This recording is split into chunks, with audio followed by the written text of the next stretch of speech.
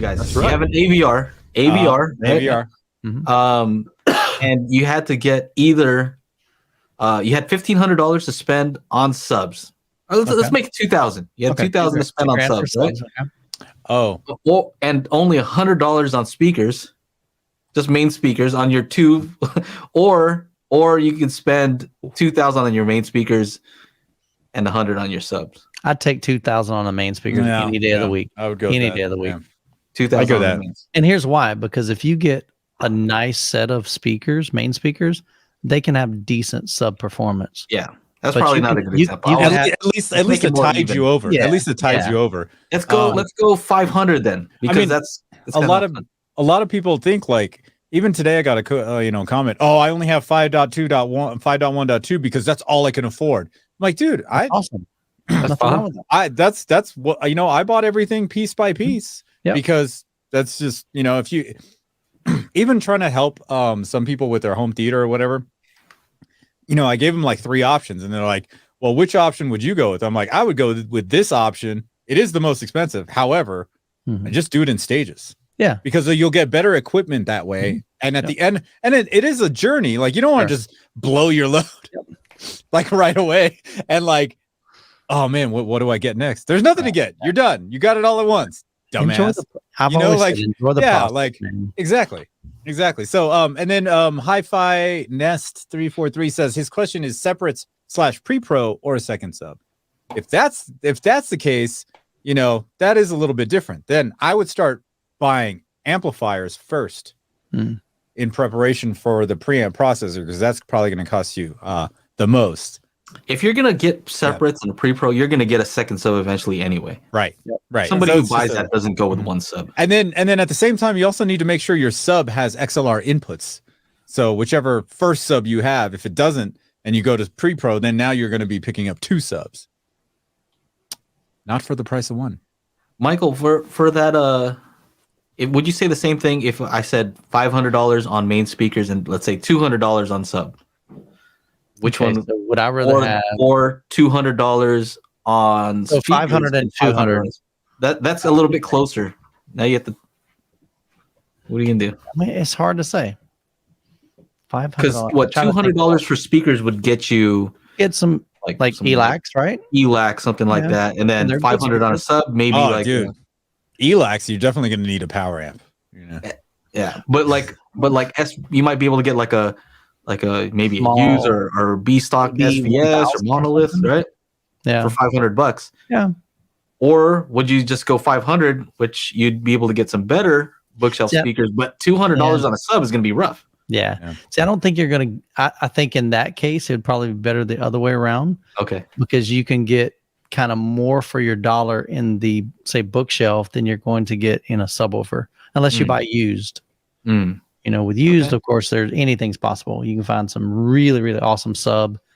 Might be several years old, 10 years old, but it still cranks. Yeah. And not have much invested in it. But brand new gear, I think I would switch that with the lower budget stuff. But when you're getting into higher stuff, I think some nice towers could easily sound like prime example. These $13,000 or $15,000 Sonos Fabers without a sub, they sound great. I agree with you on both of them, right? Which kind of tells me that $500-$600 is kind of the sweet spot for subwoofer, right? Yeah. Once you start like spending below that, then you can't really get the performance you want. Sure. And then for a speaker, it's probably what would you say is a price at the speaker where you? I would think probably what, $1,000, maybe $1,000 for a pair of floor standers. You're talking about? I mean, like $1,000 a piece. $1,000 a piece for floor standers. I think you can get some really nice floor standers for $1,000 a piece. Okay. Yeah, you can. That has really good performance. I mean, even the SVS Prime or Ultras. Prime Pinnacles. Those are. So I haven't heard those yet. The Ultras have a great amount of bottom end. Well, yeah, they have the side firing 8-inch woofers, right? Are they $1,000 a piece or $1,000 a pair? I think they're $1,000 a piece. SV Sound. Hold on, let's see. What do you think Ultra is your towers? price point, Aaron? You've reviewed a lot of different stuff. Like, where's the point for? I think. Would you agree with the subwoofer comment? Like around $500. Yeah, because I think of something like the Monolith 10. For most rooms. I mean, unless you have a huge room, I think a Monolith 10 would probably be adequate for most people starting out, at least. And the cool thing about stuff like that is you can always move it. Michael's like, I got it to bottom out. I can get that one to bottom out finally. I'm thinking that's my desktop setup. Well, I mean, if you're talking about that's where your budget is, then that's what you can do. And I think that's going to be fine for most people. Yeah. But you enter a new level, right? So you've done the $200-ish, $250 subwoofers, Oh, right? it's definitely a step up. Yeah, when you're talking about like even the bottom of the line SVS and monolith stuff are still much better than the $250, $300 budget type stuff for sure. Does the same thing kind of happen with speakers? Let's say bookshelf speakers and floor standers. Like, is there a certain point, like, okay, you stepped up to a different level? Yeah, I think like $500-$600 for bookshelf speakers is starting to get to the point where you get more bang for your buck. Yeah. Like, because I think of like ELAC, the DBR62s. They're pretty good. Oh, the clip and they're $500 RP600M and around $550 for a pair. Yeah. Right. Okay. So I mean, there's stuff that you can get. Yeah. I mean, I don't know if it's tough to say. Like, if you have a friend come up and say, I've got $500 and that's all I've got, and I have to buy something today, then you say, okay, well, let's look. But if they say I've got $500, or I could wait 2 or 3 months and have 1,000, I would say, well, why don't you wait a couple months? Yeah. And then you'll be happier with what you can get then, and you won't be replacing it again in 6 months. I think I like that because you can DSP a lot of those speakers. You can make them sound a little bit better. Maybe fix some of the small issues that they may have.